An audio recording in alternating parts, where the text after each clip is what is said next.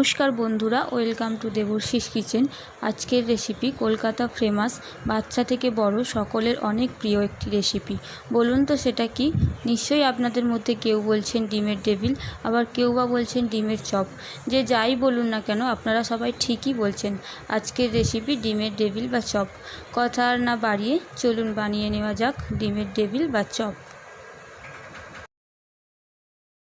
ডিমের ডেভিল বা চপ বানানোর জন্য গ্যাসে আমি একটি কড়া গরম করে ওর মধ্যে দিয়ে দিচ্ছি 2 টেবিল চামচ সাদা তেল।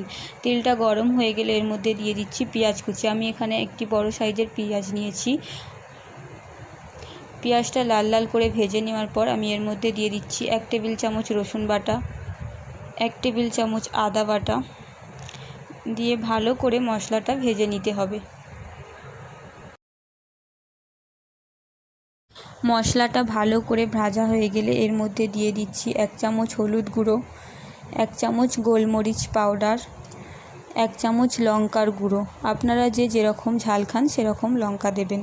আর দিয়ে দিচ্ছি 1 চামচ জিরার গুঁড়ো দিয়ে ভালো করে মশলাটা আবারও ভেজে নেব। মশলাটা ভেজে নিয়ে এর মধ্যে দিয়ে দেব আগের থেকে সিদ্ধ করে মেখে রাখা 2টো বড় সাইজের আলু। এবার আলুটা মশলার সাথে ভালো করে মিক্স করে দেব। আপনারা চাইলে মশলাটা ভেজে নিয়ে নামিয়ে আলুর সাথে মেখে নিতে পারেন, কিন্তু এইভাবে এটা ভেজে নিলে ভালো টেস্ট আসে। এবার এর মধ্যে আমি দিয়ে দিলাম স্বাদ মতো নুন আর 1/2 চামচ গরম মশলার গুঁড়ো দিয়ে এবার ভালো করে মিক্স করে ভেজে নেব। দেখুন এইটা আমার রেডি হয়ে গেছে। আমি এবার ঠান্ডা হওয়া পর্যন্ত অপেক্ষা করব। এবার গ্যাসে আমি একটি কড়া বসিয়ে বেশ খানিকটা সাদা তেল দিয়ে গরম হতে দিয়েছি। ডেভিল বানানোর জন্য আমি আগের থেকে ডিম সিদ্ধ করে হাফ হাফ করে কেটে রেখেছি। এবার আমি অল্প অল্প করে আলু নিয়ে এইভাবে হাতের মধ্যে চেপে চেপে এর মধ্যে একটা ডিমের পিস দিয়ে এরকমভাবে গোল করে ডিম্বাকৃতির শেপ দিয়ে দেব। দেখুন এইভাবে বানাতে হবে, খুবই সহজ এটা বানানো।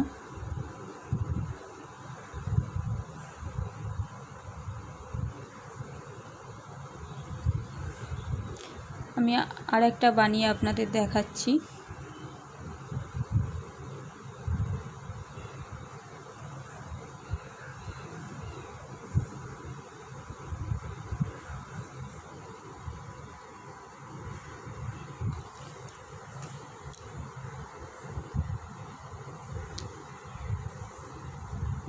এইভাবে আমি সব কটা বানিয়ে নেব।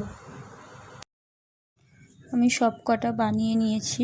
এবার আমি একটি পাত্রে 2টো ডিম নিয়ে অল্প একটু লবণ দিয়ে 1 চামচ কর্নফ্লাওয়ার দিয়ে ভালো করে ফেটিয়ে নেব।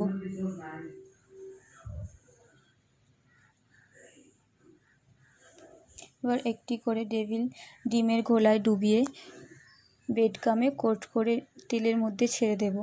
এখানে আমি হোমমেড ব্রেড ক্রাম ব্যবহার করেছি। আমি এর লিঙ্ক ডেসক্রিপশান বক্সে দিয়ে দেব। আপনারা চাইলে এটা বাড়িতেও বানিয়ে নিতে পারেন। এবার ভালো করে ভেজে উল্টে পাল্টে ভালো করে ভেজে নামিয়ে নিলেই রেডি হয়ে যাবে ডিমের ডেভিল।